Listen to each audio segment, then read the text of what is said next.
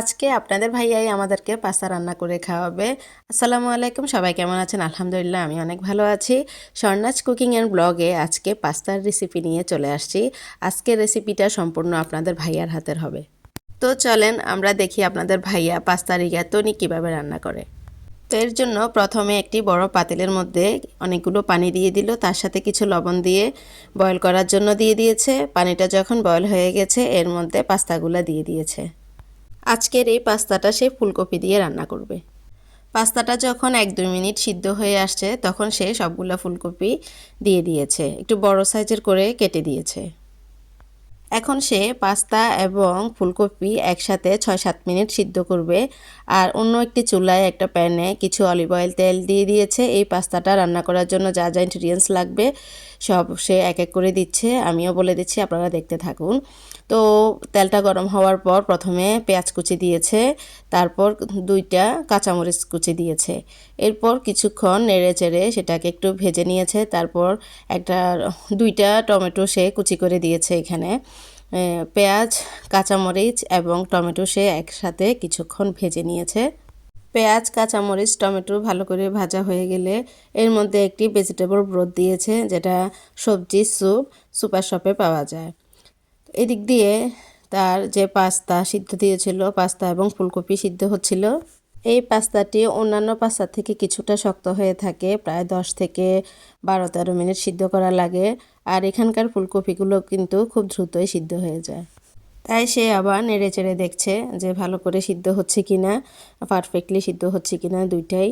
তো এরপরে সে একটা পাস্তা উঠিয়ে চেক করে দেখেছে যে ঠিকভাবে সিদ্ধ হয়েছে।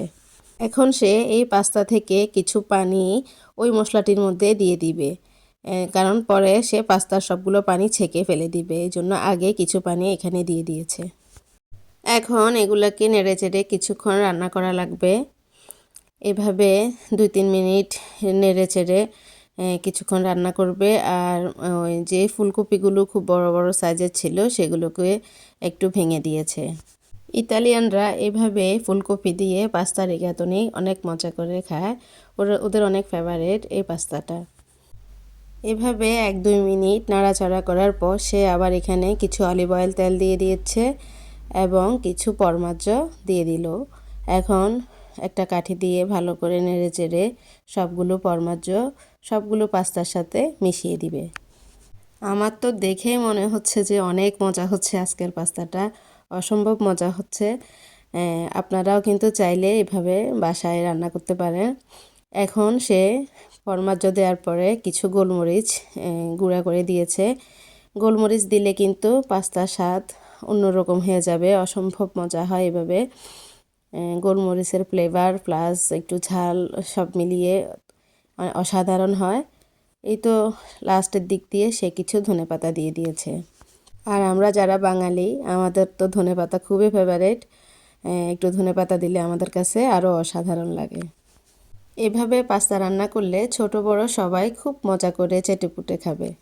মাঝে মধ্যে আপনাদের ভাইয়ার যখন ছুটি থাকে আমরা তখন বায়না করি যে আমাদেরকে বিভিন্ন ধরনের পাস্তা তৈরি করে খাওয়ানোর জন্য। তো সে মাঝে মধ্যে এভাবে আমাদেরকে রান্না করে খাওয়ান। তো খুবই ভালো লাগে আমার কাছে, যেহেতু বাসায় সবসময় নিজে হাতে রান্না করে খাই। তো মাঝে মধ্যে যদি সেই ইতালিয়ান পাস্তাগুলো ওইভাবে রান্না করে খাওয়ায়, এক একটা পাস্তা এক একভাবে রান্না করে, খুবই ভালো লাগে।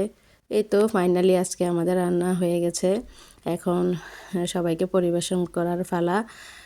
এভাবে যদি আপনারাও পাস্তা রান্না করে খান, এটা অনেক স্বাস্থ্যকর, শরীরের জন্য ভালো, তেল মশলাটা কম থাকে, শরীরের জন্য স্বাস্থ্যকর।